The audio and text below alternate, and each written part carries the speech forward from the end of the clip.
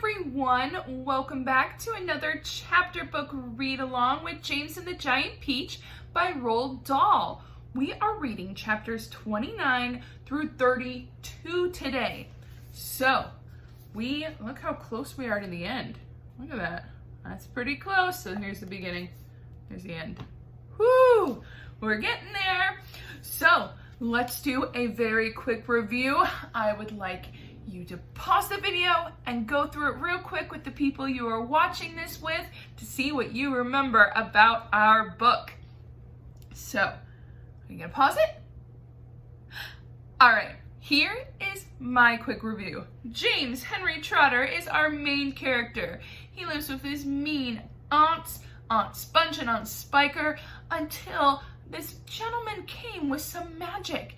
He accidentally tripped though and fell, and all the magic went into a peach tree and made a giant peach as big as a small house. James went into the peach and met some friends. The glowworm, Mr. Grasshopper, Miss Ladybug, Centipede, Mr. Earthworm, Miss Spider, and the Silkworm. They have been going on a crazy adventure. After they got off of the tree, they rolled down through the English countryside and fell into the ocean, where they met some sharks, and to escape, they had to capture hundreds of seagulls to fly away. Well, that was not the end of their troubles. They flew into the clouds, where they met the Cloudmen. They had some issues with them too. So, we meet our friends again as they are trying to escape these Cloudmen. The Cloudmen are throwing things at them. They just broke a giant rainbow that the Cloudmen had been working on. And Mr. Centipede got covered in paint. So let's see what happens next. Chapter 29. Oh, there's Mr. Centipede. Whew. It seemed like a long time before the seagulls were able to pull the peach away from the horrible rainbow cloud. But they managed it at last. Then everybody gathered around the wretched Centipede and began arguing about the best way to get the paint off of his body. He really did look a sight. He was purple all over, and now that the paint was beginning to dry and harden, he was forced to sit very stiff and upright, as though he were encased in cement. And all 42 of his legs were sticking out straight in front of him like rods. He tried to say something, but his lips wouldn't move. All he could do now was make gurgling noises in his throat. The old green grasshopper reached out and touched him carefully in the stomach. But how do you think it possibly could have dried so quickly? It's rainbow paint, James answered. Rainbow paint dries quick and very hard. I detest paint, Miss Spider announced. It frightens me. Reminds me of Aunt Spiker, the late Aunt Spiker. I mean, because the last time she painted her kitchen ceiling, my poor darling grandmother stepped into it by mistake when it was still wet, and there she stuck.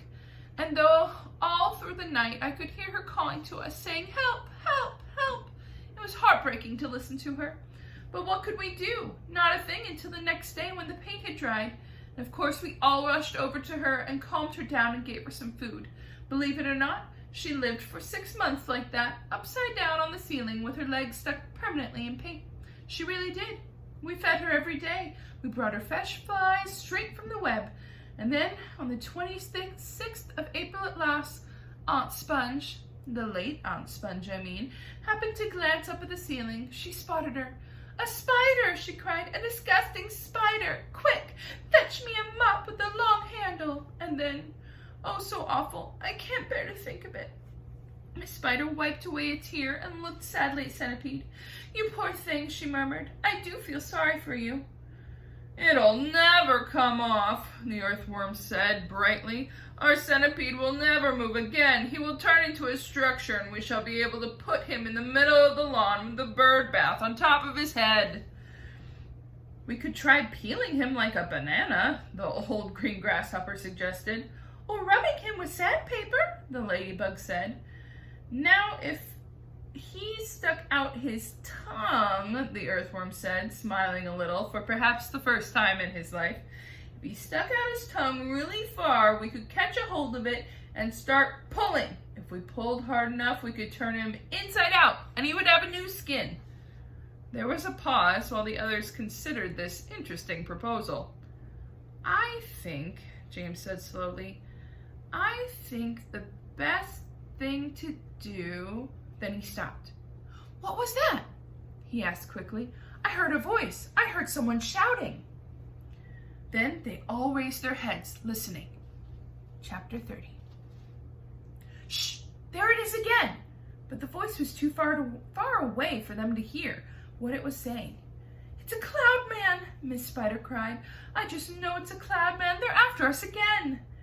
It's come from above, the earthworm said, and automatically everyone looked upward. Everyone except Centipede, who couldn't move. Ouch! They said, help, mercy, we're going to catch it this time.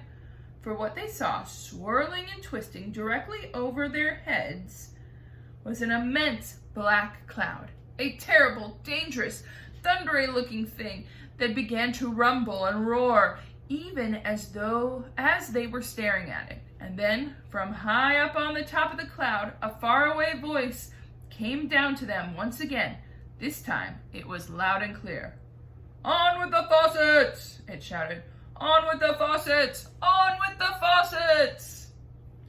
3 seconds later, the hole underneath of the cloud seemed to split and burst open like a paper bag, and then out came the water. They saw it coming. It was quite easy to see because it wasn't just raindrops. It wasn't raindrops at all. It was a great solid mass of water that might have been a lake or a whole ocean dropped out of the sky on top of them.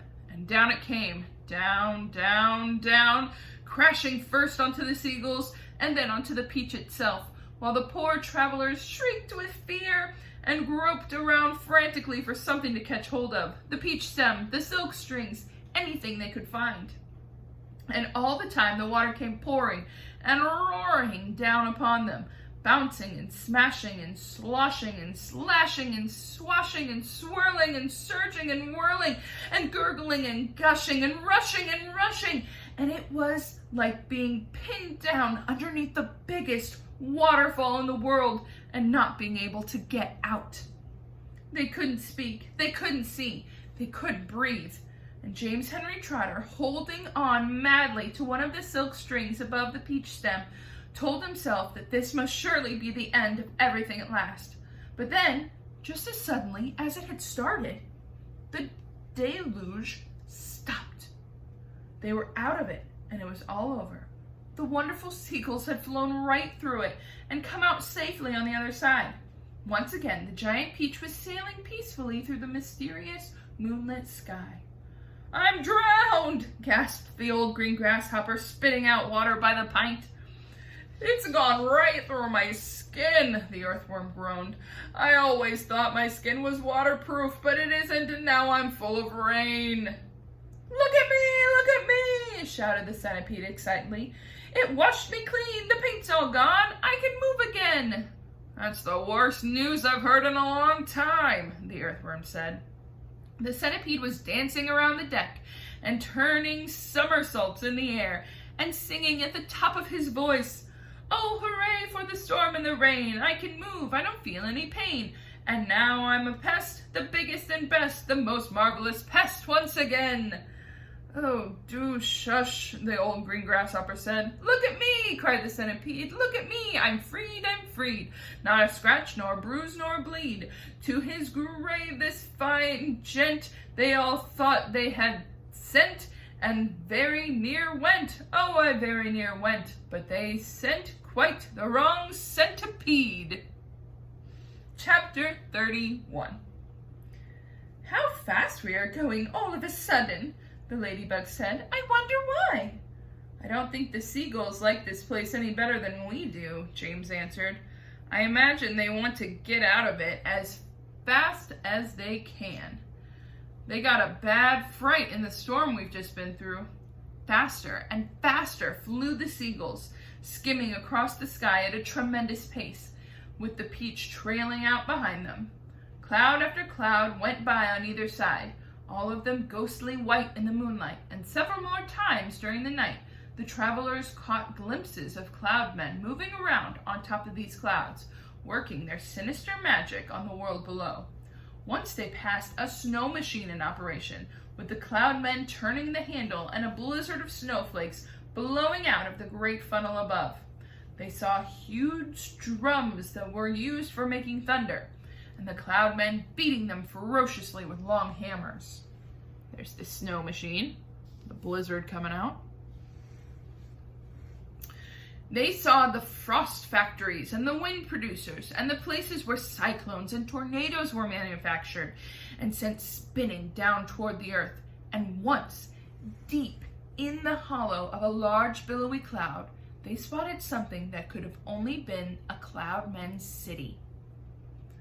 There were caves everywhere running into the cloud, and at the entrances to the caves, the cloudmen's wives were crouching over little stoves with frying pans in their hands, frying snowballs for their husbands' suppers. And hundreds of cloudmen's children were frisking about all over the place and shrieking with laughter and sliding down the billows of clouds on toboggans. An hour later, just before dawn, the travelers heard a soft whooshing noise above their heads, and they glanced up and saw an immense gray bat-like creature swooping down toward them out of the dark. It circled around the peach, flapping its great wings slowly in the moonlight and staring at the travelers. Then it uttered a series of long, deep, melancholy cries and flew off again into the night. "Oh, I do wish the morning would come," Miss Spider said, shivering all over. "It won't be long now," James answered. "Look, it's getting lighter over there already." They all sat in silence, watching the sun as it came up slowly over the rim of the horizon for a new day. Chapter 32. And when full daylight came at last, they all got to their feet and stretched their poor cramped bodies. And then the centipede, who always seemed to see things first, shouted, "Look, there's land below!" "He's right," they cried, running to the edge of the peach and peering over. "Hooray, hooray! It looks like streets and houses, but how enormous it all is!" A vast city, glistening in the early morning sunshine, lay spread out 3,000 feet below them. At that height, the cars were little beetles crawling along the streets, and the people walking on the pavement looked no larger than tiny grains of soot. "What tremendous tall buildings!" exclaimed the ladybug. "I've never seen anything like them before in England. What town do you think this is?" "Couldn't possibly be England," the old green grasshopper said. "Then where is it?" said the Miss Spider. "You know what those buildings are?" shouted James, jumping up and down in excitement. "They're skyscrapers, so this must be America.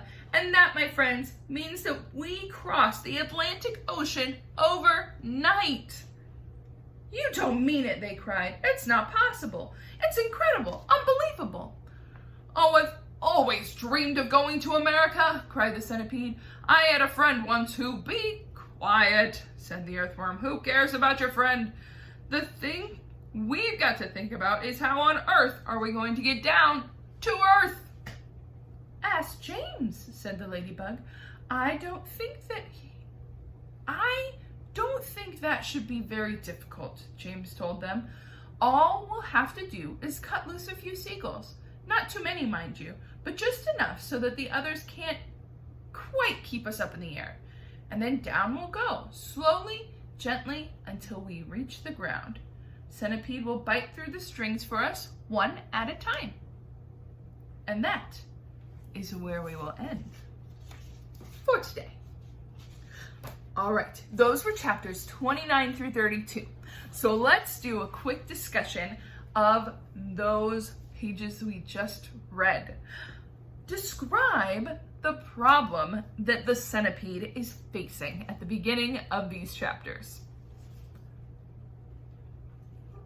He is covered in rainbow paint, and apparently this is the fastest drying paint, and it dries very hard. So he was trapped, he was stuck All his legs were stuck out and he was bent over, not very comfortable.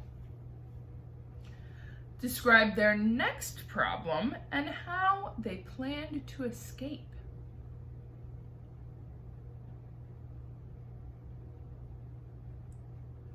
So their next problem was that downpour of rain, wasn't it?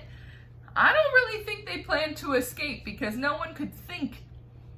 They had what was called a deluge, which means it was so much water. Have you ever seen a downpour of water that it just looks like you're looking through like a whole lake? It's crazy. So they were pinned to the peach. They had to just hold on and hope that the seagulls would make it through, right? But it fixed one of their other problems, didn't it? What did the rain do? It melted the paint away, so Mr. Centipede could move again, much to the earthworm's unhappiness. Why does Miss Spider say, "Oh, I do wish the morning would come"?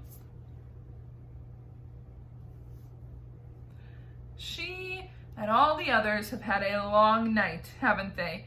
They flew through so many different cloudmen places, and at the very end there was a big dark creature that was kind of circling them. And at that point she's like, "Oh, I need the sun. I'm done with this night." So where do they think they are when they see land?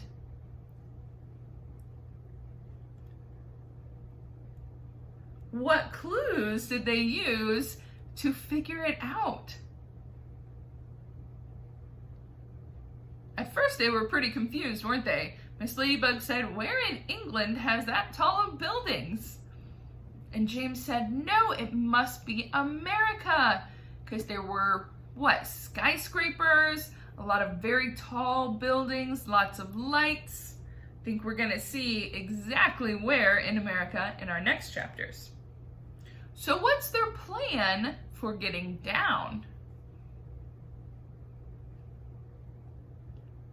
They're going to slowly cut one by one bird off so that they gently fall down to earth. Of course, the earthworm thought of that first because he likes to be in the ground, in the soil, right? So we have one vocab word today, and it is somersaults.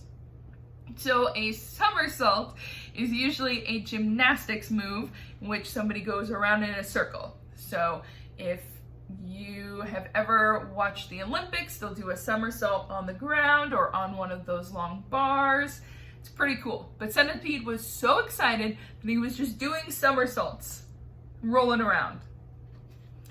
All right, we will be back next week to finish up the book. We are going to have, I think, 2 more chapter read-throughs, and then we'll do a review, which is so exciting. We've almost made it. I can't wait to finish this book with you all, and I hope you have enjoyed it. We'll see you later. Bye!